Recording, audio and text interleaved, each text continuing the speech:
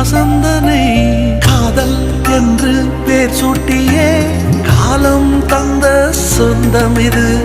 என்னை போலே பெண் குழந்தை, உன்னை போலொரு ஆண் குழந்தை.